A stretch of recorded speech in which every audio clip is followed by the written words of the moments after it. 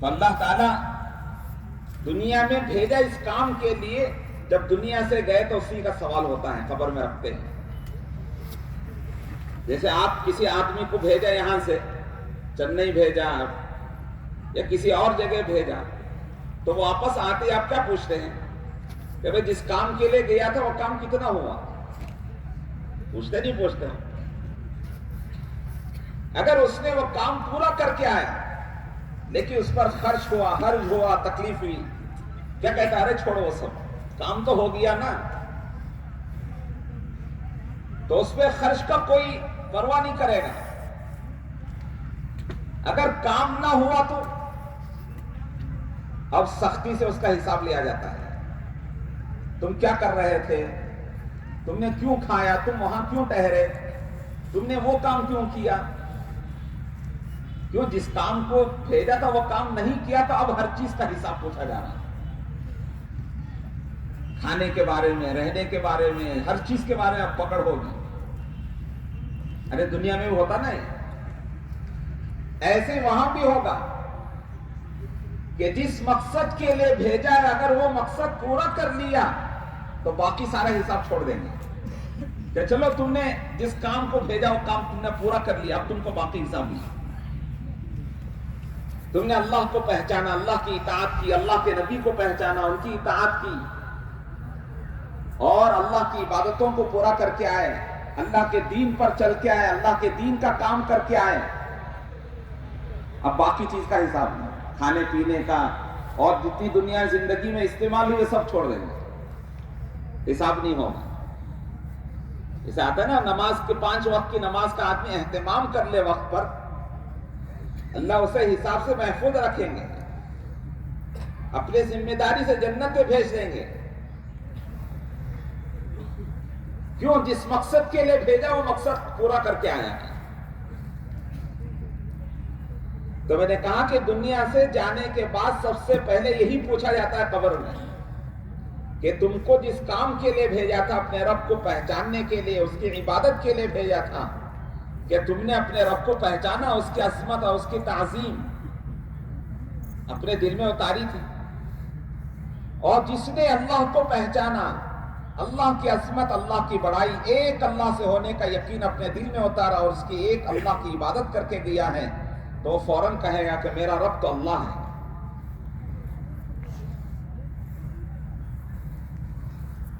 اور پھر پوچھا جائے گا من نبیوں کا, تمہارے نبی کون ہیں؟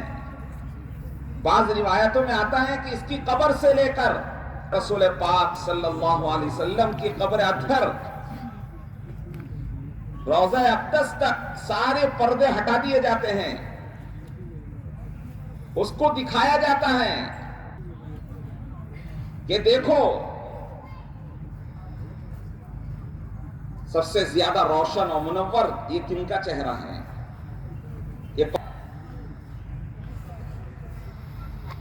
جس نے اللہ کے نبی کو نہیں پہچانا اور ان کی سنتوں پر نہیں چلا, اپنی زندگی کا ان کو امام نہیں بنایا, اپنی زندگی کے ہر عمل میں ان کی پیروی نہیں کیا, تو کہے گا کہ ہائے ہائے لا ادری, میں نہیں جانتا یہ کون بزرگ ہے. اللہ ہماری حفاظت کرنا. اور جس نے دنیا میں اللہ کے نبی کو پہچانا, اللہ کے نبی کی محبت کو اپنے دل میں اتارا, اپنے ماں باپ سے بھی زیادہ, اپنے بھی بچوں سے بھی زیادہ اور ساری دنیا سے زیادہ اللہ کے نبی کی محبت کو بسایا ہے, اور ہر حال میں, خوشی میں, غمی میں, اکیلے میں, مجمع میں, ہر حال میں اللہ کے نبی کی سنتوں پر چلا ہے, تو وہ دیکھتے ہی کہے گا ارے یہ تو میرے آقا ہے, تاجدار نبی ہیں حضرت رسول پاک صلی اللہ علیہ وسلم. کہ جس نے اللہ کے نبی کو پہچانا اور اپنی زندگی آپ کی سنتوں کے مطابق گزارا ہے, تو دیکھتے ہیں یہ تو میرے آقا ہیں. کیوں؟ دنیا میں اللہ نے اس کے لیے بھیجا تھا ہم کو, اس کے لیے اللہ نے زندگی دی تھی, اس کے لیے اللہ نے آنکھ دی دیکھنے, زبان دی, کان دیے, ہاتھ و پیر دیے, دل و دماغ دیا, تاکہ اس کے ذریعے سے اللہ کو پہچانے, اللہ کے نبی کو پہچانے, اور اس کے ذریعے سے اللہ اور اس کے رسول کی اطاعت و فرمانبرداری کرے.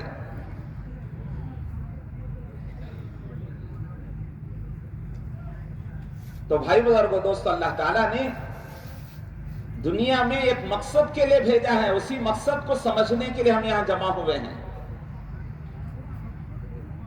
اجتماع یہ نہیں کہ صرف بھیڑ آ گئی اور چلے گئے، نہیں، بلکہ ہم دنیا میں کیوں آئے ہیں، ہماری کامیابی اللہ نے کس میں رکھی ہے،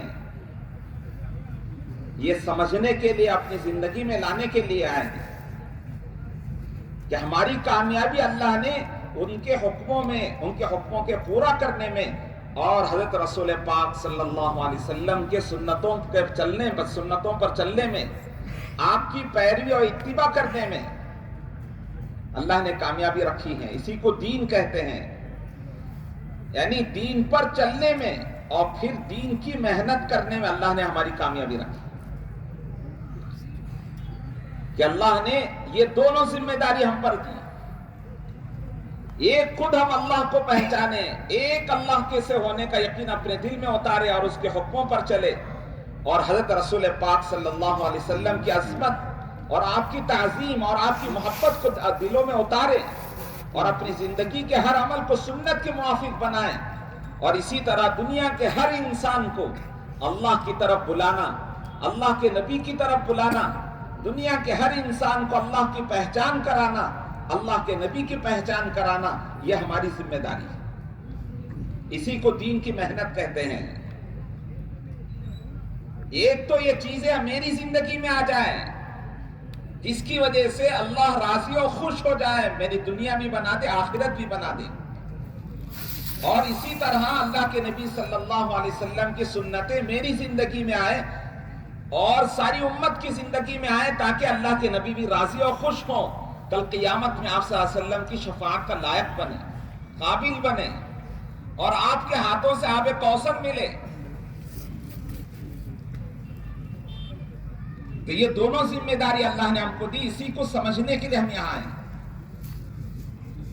اور اللہ کے نبی صلی اللہ علیہ وسلم نے فرمایا کہ تم اس وقت تک مومن نہیں ہو سکتے جب تک کہ اپنے لیے جو چیز پسند کرتے ہو اپنے بھائی کے لیے پسند نہ کرو۔ لا یؤمن احدکم حتی یحب لاخیہ ما یحب لنفسہ، کہ ہم جیسے چاہتے ہیں کہ میرے لیے میں دنیا میں بھی اچھی سے خوشگوار زندگی گزاروں اور آخرت میں بھی کامیاب ہو جاؤں، جہنم سے بچ کے جنت میں چلا جاؤں، فرمایا کہ یہ تمنا دنیا کے ہر انسان کے لیے ہونا چاہیے کہ دنیا کا ہر انسان بھی دنیا میں راحت و آرام سے زندگی گزارے، اور آخر دنیا سے جائے تو آخرت میں جہنم سے بچ کر جنت میں داخل ہو جائے، یہ تمنا ہونا چاہیے۔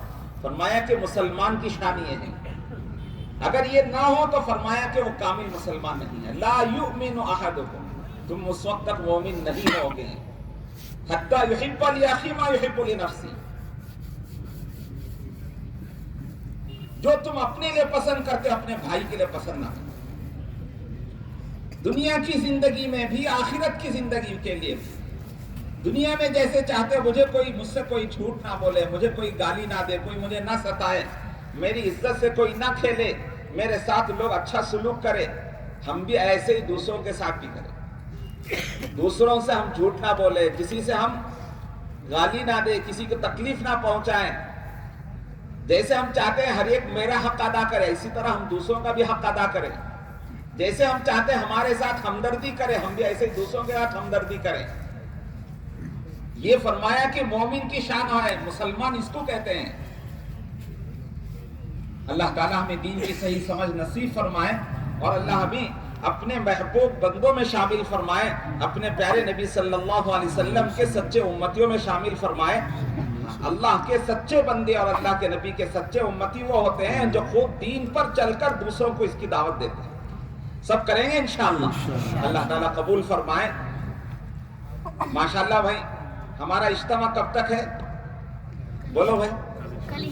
ہاں، کل صبح عشاء تک ہے، مغرب کے بعد آخری بیان ہو کر دعا ہو، سب رہیں گے نا انشاءاللہ، کوئی بھی نہیں جائیں گے۔ ہاں، یہ شامیانہ دیکھو، یہ کپڑے کا شامیانہ نہیں ہے، یہ رحمت کا شامیانہ ہے۔ کس کا؟ رحمت کا شامیانہ۔ رحمت گھیری ہوئی ہے، اللہ کی رحمت اور سکینہ نے گھیر اور فرشتوں نے اسے گھیر رکھا ہے۔ اور یہ مسجد کا بدل ہے. کس کا بدل ہے؟ ہاں، یہ ساری باتیں مسجد میں ہوتی ہیں، لیکن اتنا بڑا کسی مسجد مجمع جو ہے کسی مسجد میں نہیں آ سکتا، اس لیے یہاں میدان میں کرتے ہیں. لیکن وہ سارے کام جو مسجد میں ہوتے وہ یہاں ہوں گے. نمازیں جماعت کے ساتھ ہوں گی، ذکر و تلاوت ہوگی، دعائیں ہوں گی، سیکھنا سکھانا ہوگا، تعلیم کے حلقے لگیں گے، بیانات ہوں گے، تشکیلیں ہوں گی. جو کام مسجد میں ہوتا ہے وہ سارے اعمال یہاں ہوتے ہیں، ہے نا بھائی؟ تو اس لیے یہ مسجد کا گویا بدل ہے. تو یہاں دنیا کی باتیں نہیں کریں گے. کیا نہیں کریں گے؟ ہاں، دنیا کی باتیں، ادھر ادھر کی باتیں نہیں کریں گے، جس سے ہماری نیکیاں ختم ہو جاتی ہیں، اور جس سے ہم نے دین کی جو بات سنی، جو انوارات ملے وہ چلے جاتے ہیں. ارے اب تک تو ہم دنیا ہی کے مشغول، کیا کہتے ہیں، دنیا ہی میں تو مشغول تھے. اب یہاں 2 دن آئے ہیں، اب اس میں بھی اگر دنیا ہی کے تذکرے ہوتے رہے تو پھر ایمان کے تذکرے کب ہوں گے، آخرت کی کب تذکرے ہوں گے. اس لیے یہاں کسی سے دنیا کی باتیں نہیں کریں گے، نہ بازار کی باتیں کریں، نہ بازار جائیں گے. بازار کون کون جائیں گے؟ کوئی نہیں جائیں گے نا انشاءاللہ. ہاں، تو بازار دکان چھوڑ کے آئے تو پھر کیوں جائیں گے؟ تو اس لیے ہر عمل میں خود جڑنا اور دوسروں کو بھی جوڑنا، ایسے رہنا جیسے اعتکاف کرنے والا رہتا ہے مسجد میں. دیکھا نا آپ نے، آپ کی مسجدوں میں اعتکاف کرنے والوں کو دیکھا رمضان جی؟ اعتکاف کرنے والے مسجد میں رہتے ہیں، بس صرف اپنی ضرورت سے جاتے ہیں پھر واپس آ جاتے ہیں. استنجا کے لیے جی، وضو کے لیے گئے اور جیسے ہی کر لیا فوراً آ گئے. اس طرح ہم بھی اپنی ضرورت کے لیے جائیں گے، کھانے کے لیے گئے فوراً یہاں آ گئے، استنجا کے لیے گئے، وضو کے لیے گئے، فوراً یہاں آ گئے. اب یہاں آ کر ایک دوسرے کو جو باتیں یہاں سنتے ہیں اس کی دعوت دینا، اللہ کی بڑائی کو، اللہ کے نبی کی عظمت کو بولنا، آخرت کو بولنا، ایک دوسرے کو تیار کرنا اللہ کے راستے میں نکلنے کے لیے. کریں گے بھی انشاءاللہ. ابھی یہ وقت بڑا جی ذکر کا وقت ہے، اللہ کا نام لینے کا. یہ وقت میں اللہ کو یاد کرنا اللہ کو بہت پسند ہے، اس لیے ابھی اس وقت میں اپنے تسبیحات بھی پورا کریں. تیسرے کلمے کی ایک تسبیح پڑھیں، سبحان اللہ، الحمدللہ، ولا الہ الا اللہ، واللہ اکبر. درود شریف کی ایک تسبیح پڑھیں 100 مرتبہ. استغفار کی ایک تسبیح پڑھیں 100 مرتبہ. پڑھیں گے انشاءاللہ. اپنے معمولات بھی پورے کر لیں اور ضروریات سے بھی فارغ ہو جائیں. انشاءاللہ مغرب کے بعد بات ہوگی، انشاءاللہ اس میں اللہ کے راستے میں نکلنے کے لیے نام لکھائیں گے نا انشاءاللہ. کون کون نام لکھائیں گے؟ دیکھیں ماشاءاللہ بہت اچھا مجمع ہے. ابھی ضروریات سے بھی فارغ ہو جائیں، اپنے معمولات سے بھی فارغ ہو جائیں. انشاءاللہ مغرب کے بعد اطمینان سے بیٹھ کے بات سن کے جو تقاضے سامنے ہوں گے اسے پورا کریں. اللہ تعالیٰ عمل کی توفیق نصیب فرمائے. سبحان اللہ وبحمدہ، سبحان اللہ.